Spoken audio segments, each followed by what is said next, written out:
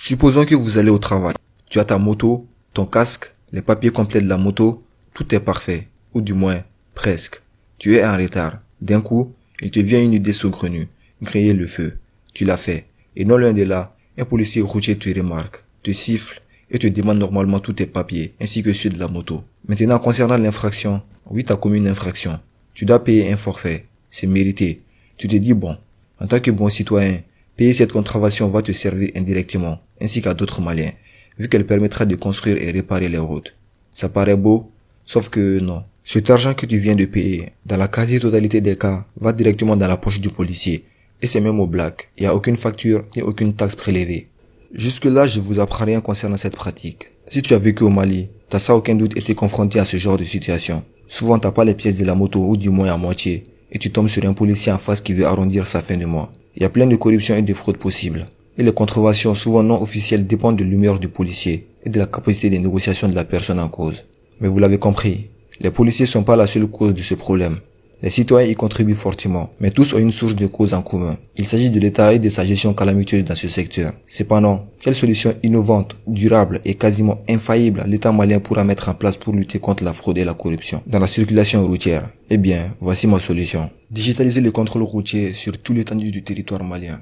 La corruption et la fraude sont quasiment présentes dans les circulations routières maliennes. La digitalisation permettra d'avoir des chiffres clés concernant le nombre de citoyens contrôlés dans la circulation, ainsi que l'argent net obtenu lors de ces contrôles. Vous vous demandez sûrement mais comment? Alors c'est un long processus techniquement réalisable mais financièrement un peu compliqué, mais reste possible et elle va se dérouler en deux phases clés.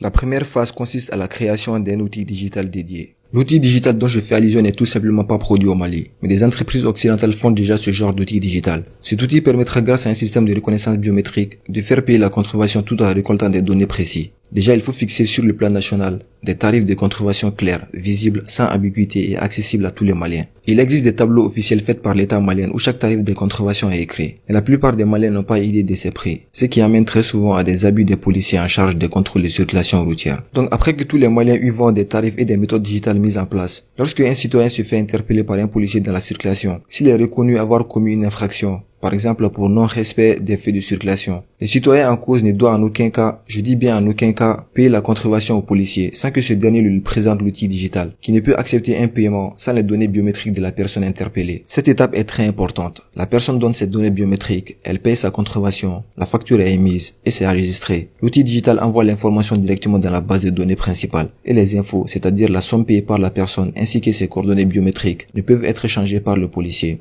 De ce fait, grâce à cette méthode, le policier n'a plus aucun moyen de garder l'argent pour lui. Vu que les données sont enregistrées à chaque fin de service, l'État saura grâce aux données recueillies le nombre exact de contraventions qu'il a effectuées, leur nature et pour finir, la somme exacte obtenue. Cette somme obtenue dans la journée par le policier devra être collectée chaque soir par l'État avec des chiffres à la clé. C'est-à-dire, si dans la base de données il est écrit que le policier a effectué cette interpellation et obtenu une somme de 45 000 francs CFA et qu'après le service de ce dernier il ne rapporte que 30 000 francs CFA, c'est qu'il y a quelque chose qui cloche. Le policier sera dans ce qu'on appelle un détournement de fonds. Ça, c'était la première phase pour lutter contre la corruption dans la circulation routière. En résumé, quand une personne commet une infraction, le policier l'interpelle et lui fait savoir la nature de son infraction, ainsi que la contravention à payer. Le policier lui présente obligatoirement l'outil digital, prend les coordonnées de la personne et choisit le type d'infraction commis par la personne. La personne fournit son empreinte digitale pour valider le processus. Après cela, la personne paye ce qu'il a à payer concernant l'amende et les données sont envoyées directement au centre en charge de récolte de données. Un reçu est imprimé et doit être remis à la personne en cause. Pour finir, à chaque fin de service, les policiers doivent faire un compte rendu et ainsi remettre tout l'argent des contraventions récoltées dans la journée avec un bonus à la clé pour eux. Si vous avez compris cette phase, on peut passer à la deuxième. Elle est très complexe, je dirais c'est la phase la plus difficile à réaliser au Mali.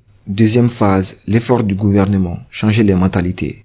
La phase 2 est un complément de la phase 1 qu'on vient de voir tout de suite. Si on appliquait uniquement que la phase 1, la corruption dans la circulation routière au Mali ne va jamais finir, même s'il est risque de diminuer. La phase 1 est insuffisante et elle contient beaucoup d'effets. Et il en faut beaucoup plus d'efforts pour lutter contre la corruption et la fraude dans ce secteur. Les efforts dont je vais mettre en évidence sont tous réalisables dans un pays comme le Mali. Et ils concernent autant l'État que les citoyens. L'État doit voter une loi nationale pour la mise en vigueur de cette méthode digitale. Lors des interpellations routières, le citoyen ne doit en aucun cas payer la contravention sans que le policier n'enregistre sa contravention via l'outil digital. Cette loi est obligatoire pour la réussite du projet. Parce qu'on a beau mettre des méthodes digitales en place. Le citoyen peut être interpellé par le policier. Ces derniers lui demandent de payer une somme frauduleuse. La personne paye et c'est tout. L'argent revient donc au policier. Donc rien ne changera dans ce cas. L'effort concerne aussi les citoyens. Et dans ce cas-là, le projet présente un très gros problème. Je m'explique. On est optimiste. On imagine que l'État réussit à mettre en place ce projet de digitalisation. Et supposons qu'un policier interpelle un citoyen pour excès de vitesse et que le prix officiel de cette contravention soit des 1300 francs CFA. Le citoyen très rapide et non intelligent, se croyant malin, va éventuellement essayer de négocier avec le policier afin que ce dernier diminue le prix de la contravention. En contrepartie, il paye l'argent au policier sans demander à être enregistré dans la base de données. De ce fait, lui ainsi que le policier sortent gagnants. Malheureusement, ce genre d'actes sont imprévisibles et très difficiles à combattre. C'est pourquoi l'État doit mettre tous ses efforts en œuvre pour changer la mentalité des citoyens à adopter la nouvelle méthode. En utilisant les médias, les chaînes, les radios, les artistes, les influenceurs, l'État malien pourra sur le long terme ancrer cette habitude aux Maliens. Cela doit ressembler à une propagande. Et je suis sûr que les Maliens seront ouverts à ce genre de nouvelles méthodes. En fin de compte, l'argent que les citoyens vont payer en contravention à travers cette méthode digitale servira à construire quelque chose, alors que l'argent donné aux policiers sans aucune méthode appartient 100% aux policiers. C'est de bon sens de penser ainsi. Il faut vraiment être égoïste et adorer l'incivisme pour ne pas adopter cette méthode offerte sur plateau. Parce que tout ce qu'on va demander aux citoyens en situation d'infraction est tout simplement de ne plus payer les contraventions sans que le policier la registre avec l'outil digital, avec facture à la clé. L'État devra aussi mettre plus en valeur les policiers concernés. On ne le dit pas assez, mais les policiers fraudent parce qu'ils sont mal payés. Leur donner plus de responsabilités, les valoriser en leur accordant une augmentation, les éduquer à lutter contre la fraude et la corruption serait un grand pas pour cette lutte. Je suis même favorable pour la création d'un corps spécial uniquement dédié qui surveille les données et gère l'argent obtenu afin de l'utiliser pour le bonheur des citoyens. Mais attention, soyons clairs tout de suite. Si cette méthode marche et que les dirigeants utilisent l'argent à des fins personnelles, c'est retour à la case de départ et ça ne servira à rien.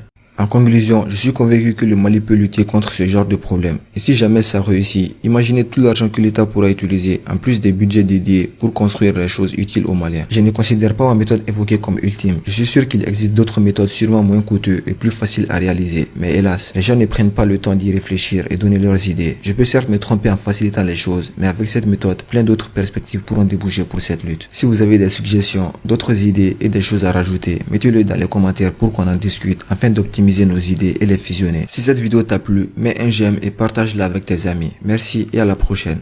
Allez, ciao.